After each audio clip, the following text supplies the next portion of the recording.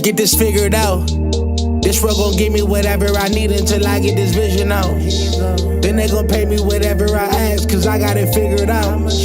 Family be checking all up on a nigga to see how I'm feeling now. Damn, they love to see a nigga really make a killing now.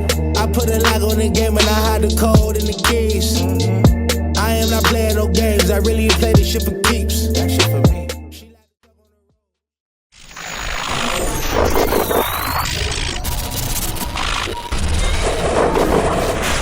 MaddenHeadz, YouTube, Twitch, all other affiliates. What's going on? It is your boy, Coach DC, coming back at you today with another video. And fellas, we are in the house, man. Madden23 is upon us. And as you can see, we're up to our same old down the field mechanics and whatnot, man. Just trying to figure this thing out. Let's hop into it, man. I got some interesting stuff. So right here on this first throw, I want to make you guys aware of something. You see that big shadow on the ground, right?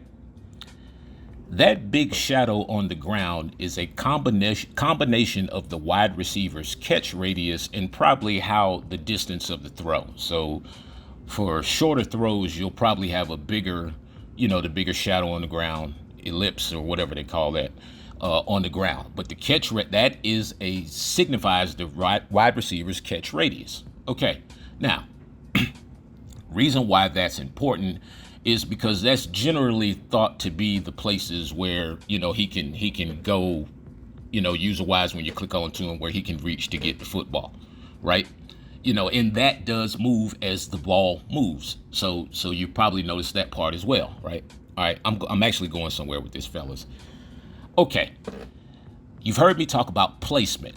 So your placement in terms of where you start your throw, wherever your stick is, wherever you have the most pressure on your stick when you start your throw will be your placement spot, which is this little white spot.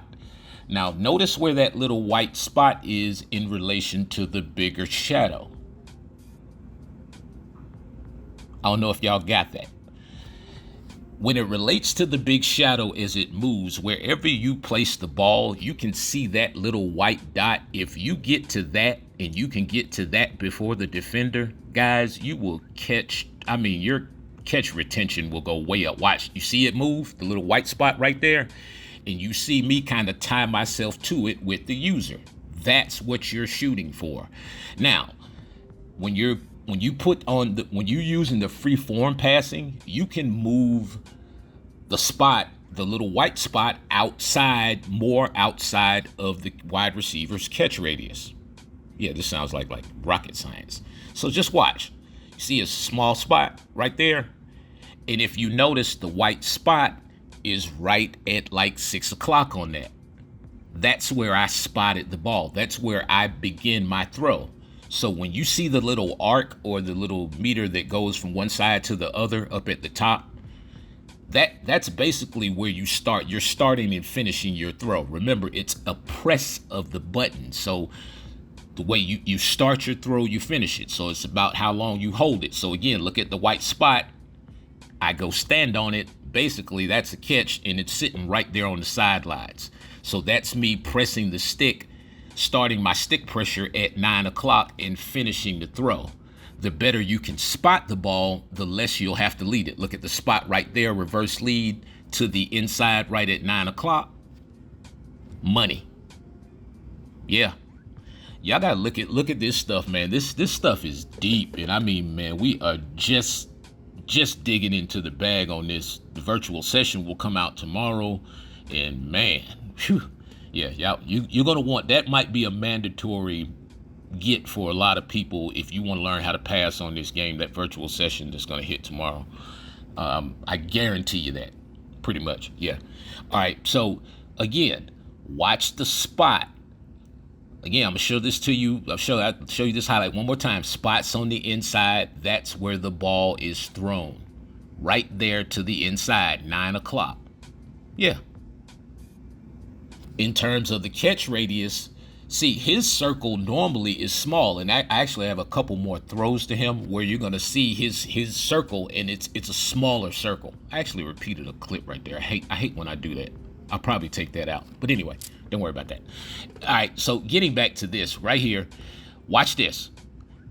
Ball's thrown like right at maybe 8 o'clock right there. Look at where that spot is in relation to the bigger circle.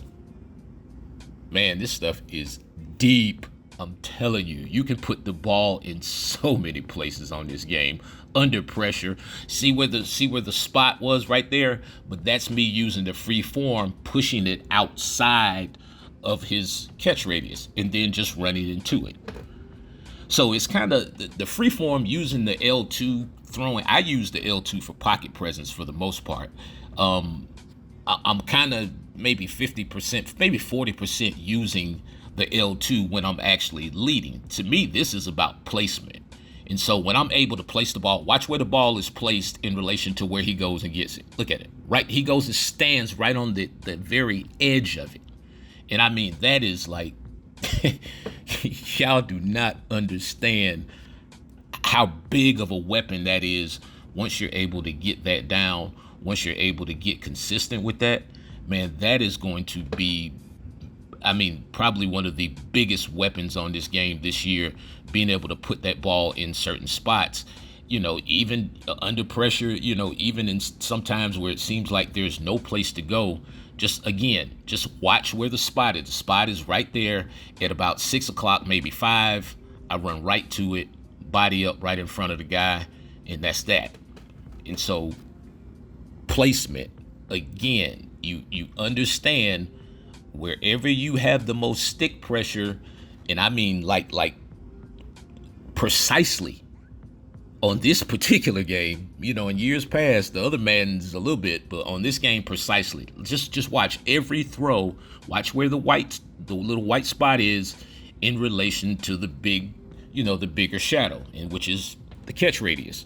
Again, every pass is basically the same thing every single pass. Right there, using the free form a little bit, you know, moved it outside, or excuse me, back inside after the pass is thrown. But once again, right there, look at that one. And that is crazy to be able to put the ball right there.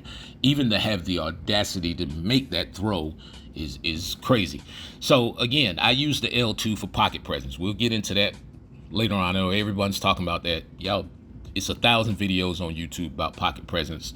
Yeah, go learn all of that, because it's a lot of different ways to do this stuff. So I'm not gonna sit here and tell you that my way is the only way. I'll just tell you, yeah, it's guaranteed. That's what I'll tell you. Yeah, there is no ain't no cut on this. Anyway, yeah, for all of the guys that think that you will be free standing in the pocket, I have some bad news. Fellas, the placement blitzes are, I don't even know what to say at this point. It is, I am having a lot of fun right now.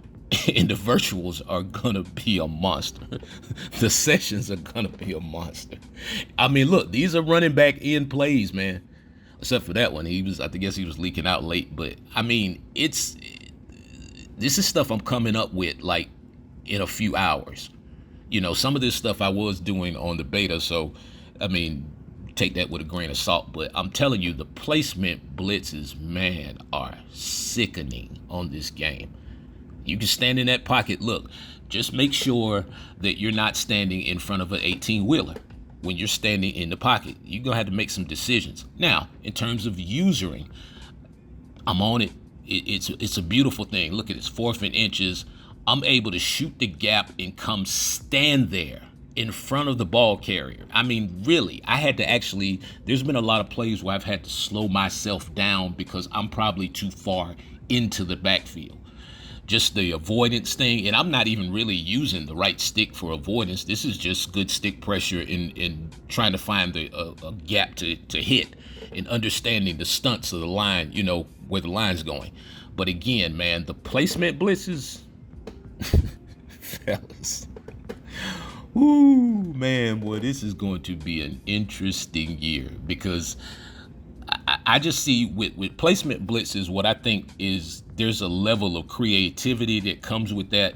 And so therefore you won't see everybody doing the same things. I know I've seen a lot of videos thus far, and you know, it's kind of, I see the same kind of stuff. You know, the outside pressure to me is nothing to deal with compared to a guy screaming right up the A gap. Oh yeah. For all my guys, my session guys, all that stuff, y'all know what that is right there. Look at that play. For anybody who's had a session with me or know what just happened right there, look at that play. Yeah, it works. Yes, it does. All day long. And better. So yeah, y'all better get at me, man. Yep. I think I have some spots, I think maybe Friday. So like I said, man, jump in. For you guys, especially Xbox guys, this is like for real, Xbox guys, serious business. Hey man, register, get the $15 to my Cash App, PayPal, Venmo, Apple Pay, wherever. Come on, man. Let's hurry up and get these leagues in place before the final cuts of the preseason so we can get started. Also, my PCEN guys, no abilities. Everybody, go ahead and get your money in. Get at me. Y'all know how to get at me on GroupMe or Instagram, Twitter. You know, the CoachDC404.com website. Y'all know what it is, man. Anyway, looking forward to giving y'all fire content. I'm out.